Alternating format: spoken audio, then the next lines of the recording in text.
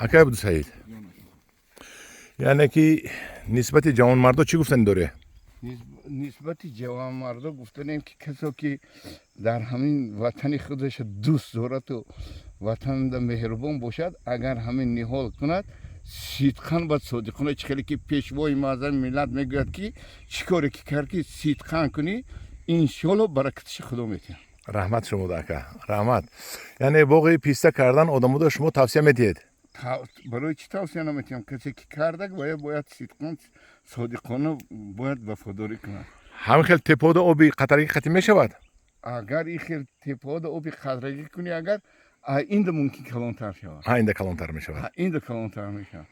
این با خوبیش در همین جا که یگان نهال رنگ نهال پیسته عمری دراز ندارن. یگان نهالی که در روی زمین هسته رنگ پیسته عمری دراز ندارن. اگر مثال یکی شما آبتون نبیاید و آب نتیید همین سال این خشک میشود؟ نه هیچ وقت خشک نمیشود. این همین سر تیر ماه یک بار بهار یک بار پاور کردن در کار نکنیدم دستت نرسد این هیچی نمیشد. پارو دادن در کار؟ خیلی پاروتی با نغزه نیتراموفوستی با نغزه. این بدنش یکان بار دو روز زدگی هسته؟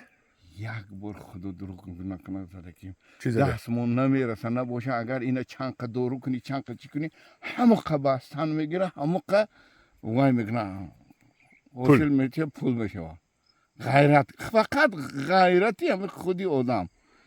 آخه سال ما به جای رسیده حال در همین سین سال ما برای همین وطن خدمت کردیم. این 100 سالها 1000 سالها خدمت میکند. که اسکندر جان رحمت با اینجاش یک بار بینیم این پیسه جاش بسیار بد بستگی یک بار اینم من اینه بینید ما انتظار نبودم که باقی شما این سال که میبندد هرچند که درون خوله کم بستگی است سببش به پیوند انجاش بسیار بستگی اینجاش بسیار بستگی این پیوندی باشه نه این نرینه اینجا پیوند که دیگه نگرفته است انا این جای شما پیوند کردگی همون که ایستاد حاضر یک خودم پیوند کردگی اون همین نرینه را اگر اکی اسکندر جان اگر وای کنید کنی پیوند کردگی کنم گرفت می کنی پیوند تون نشون تیه اینه جای پیوند اینه همونجا گرفت اینه همینجا گرفت پیستی نرینه اینه اگر همینجا ها یا اینجا ها بری میبری اکو ها اینه میبری میپرسید اکو این قوسه میبری هوا من گلخانه داره اکی اسکندر جان اینه گلخانه داره اینه همین گلخانه شد این همین گلخانه شد با سرش بردیم این جان نگرفته ابای نشه گفته بسیار میده و میشه این سال گذشته کی پیوند باشه هو کرده بودم یک جاش بریدیم بوای کردیم اینا ای کجاش که خوینه اینا با نرینه داره ماه آگوست پیوند میکنه اکی اسکندر کجا پیوند میکنه شما من اینا همینجا پیوند میکنه این هم جای همین برده نرکینده ها جای همین نرینه ده اینا نرکینی نوی همین ساله های همینده پیوند اینده نمیشه دکا اینده نمیشه اینده کوخای وابشه نمیشه وای کنده این کنده دنم آن این کندی یاش نمیشه من نرکینی نورده میشه یک دیگه دیدم به غرض برگ ندارد فقط پیسته دارد و اینکه فرموده نمیشه دکا ببینید برگ ندارد فقط پیسته دارد که جرد من فرموده نمیتونم جرد من چپا میشم بسیار بستگی هم خیلی درخت بسیار دارد پس بسیار بستگی داریم چون نداریم اکی عبد سعید شما برای من اینو فهمیدم چه بسیار بستگی برای تربیت نسل نو است برای منم خیلی کارهای کرده آبادانی به شما اکی جان دستان در نکنه یک جهان تشکر از نام گروه انگور و باغ من پیستای فروشی از دونه‌اش هم داشتید 50 من دیدم میده ها خواهن تلفن رو میمونم به شما پیستای خوردنی هم خریداری شون اگر یافته میتید چینوندنی هم شود خرید میتید نهالش هم یافته میتید اینه بینه هم نمودش هست خیلی اینا بسیار حال اومده میخرن اینو حال سپتامبر و اکتبر میپرسند من اینه ای ماه ایول همین اگر کدومی که همین نوجوانو دو گفتنی هم که کدومی که غیرت باغداری کند این همین پیستای محلی من یا که ای پیستای ترکی ای لباش که برد انشالله همین یک عمر مجید انا خونش آباده اون بو سه بار نشونتی بابا یارش نه این سه بکن سه بقا منو نداره وای پیسته رو رویم بو من یک درختی دیگه این پوری پیسته است اینا بینید همدیاران عزیز یک رو با یک چند سوال جواب دیم در اینجا میشد پیسته در اونجا میشد پیسته گپ زنم به شما. همین پیسته حوز یک پیسته دیگه دیدم کلان حوز الهیده درباره و گپ میزنم. پیسته در پامیر نمیشد تا درواز میشود، از درواز بالا باگمان نمیشد تا تگ فیض‌آباد میشد، بالاش ممکن نشود سنجیده بینید. ولایت سوخت همش میشود و ولایت ختلان همش میشود، ناحیه‌های تابع ریسپوبلیکا همش میشود. دیگر سوال نتید اینجا میشود، می قشلاق مادا میشود، میشود در دشت میشود، در خانه میشود، در درونی گرد دیولی اگر باشد اگر اونجا هم میشود، فقط آبش رو کلمک کرده بسیار نمیمونید.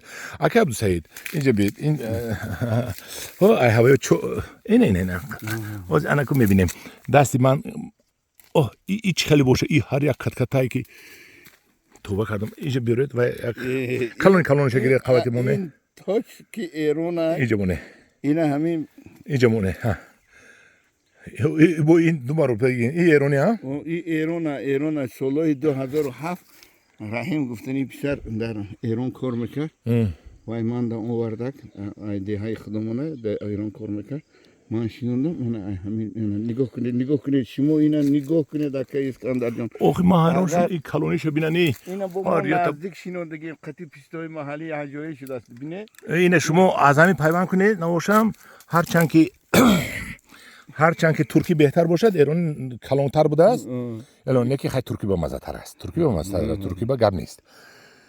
حالا همدیاران عزیز انا زکات کنید، اگر که الهیده زکات کنید انا همین کتکتا رو اکی انا همین ایرانی کتکتا رو الهیده، ترکی رو الهیده اکی عبدالسعید پازونده چینده و شما میفروشد. درسته که عبدالسعید؟ نیهالش هم خواهید تیار میکنم. نیهالش هم تیار میکنه. ها پایان همه درخت پیسته است، پر از پیسته است بستگی. این شما 200 کیلو نه شما وای که 400 کیلو میگیرید بگم. ان شاء الله خاک کیلوی وای من اکیوم بدونم که 2 کیلومتر یا 4 کیلومتر اینا چونچوک میخورم اینا میخورم چی حالا شخشق میخورن اینو ببینه اکی اسکنده این چه ولی کنید نگاه کنید چه این اوسان وایش نگاه کنید اینا چیندنش اینا نگاه کنید اینا پختگیش میگه اوکی اینا این پختگیش اومد اینا نگاه خاموش میمونه اینا خاموش کیمون و 3 روز پس خاموش بوم میپزد. اینا نگاه کنید اینا اگر در هر یک خانه در یک درخت پیسته باشد اگر گویا که هم مهمونی قطعی گسل میکنن یک سالی درست یک سال درست سری در خانهش پیسته است هم 1 کیلو میگیری هم نیم کیلو میگیری یا 2 کیلو میگیری آخه 10 کیلو نمیخری کو درست خیلی 5 کیلو میگیرد که 5 6 سال 7 سال پس ان شاء الله آخه میگیره با چون پیوندی باشد بی پیوندش هم میگیره پیوندی باشه با 20 ترک میگیره. همدیاران عزیز من صحبت داشتم با یک از پیسته پرواران جمهوری تاجیکستان که بهترین شخصیت هستند.